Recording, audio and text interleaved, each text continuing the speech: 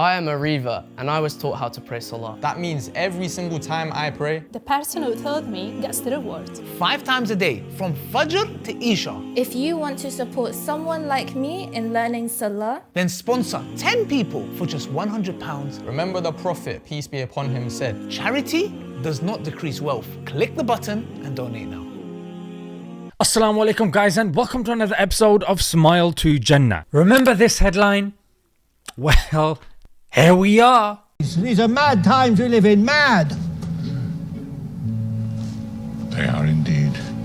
The US foreign policy is known to anyone with an IQ of more than 0.1. For the uninitiated, their foreign policy is oil, minerals, and anything we can get. However, they market it really well. They market it under democracy, freedom, human rights. When we've seen the curtain fall, especially now when it comes to siding with Israel blindly as they commit a genocide that is agreed upon by all the major bodies. And if that's not it, the memes speak for themselves.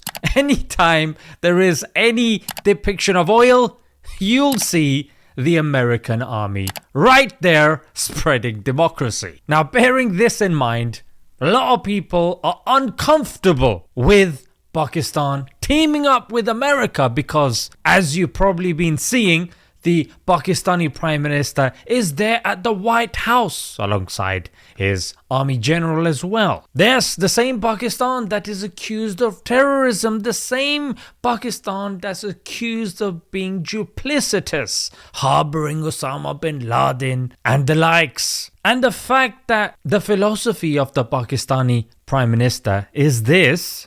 देखें कि beggars can't be choosers. Please understand that. हमें अपनी कौम का पेट पालना है. खुदा की कसम खा के कह रहा हूँ. In other words, we're beggars. So, God do what we gotta do, you know what I mean? Now, any leader with this sort of mentality, is it any wonder that the people just don't trust him? He's just not courageous enough and he just doesn't have the correct mentality. And then, very recently, Pakistan said that America assisted in brokering a ceasefire between them and India, and because of that,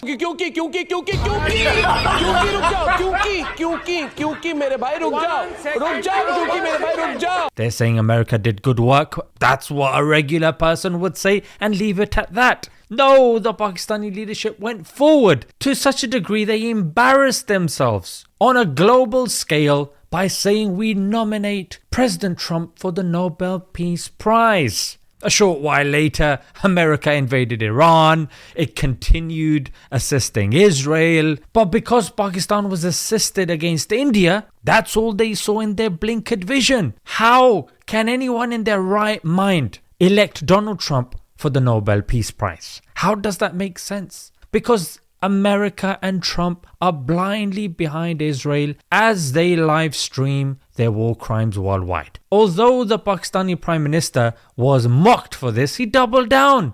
Yes, at his UN speech that only happened a day or so ago. Pakistan nominated him for Nobel Peace Prize, and I think this is the least we could do for his love for peace, and I think truly he's a man of peace. So like I mentioned, Pakistani Prime Minister met with Donald Trump. He was accompanied by the Army General himself, General Munir, which is surprising because normally it's just the Prime Minister or the President. But in Pakistan, the power is held by the military. Now coming to the crux of the matter, Pakistan has agreed to supply minerals and rare earth elements to the United States. The United States is investing at this moment in time in the first phase $500 million in Pakistani minerals. Now this is a big victory for America because China is already mining minerals in that same area. So for them to give access to America, it shows America that we're keeping you on par with China. And for a Pakistani, that's a big deal because Pak-Chin Dosti. And America is in competition with China when it comes to building smartphones and cars and the likes. And the rare earth minerals are a group of 17 metallic elements that are used in everything from smartphones to electric vehicles to semiconductors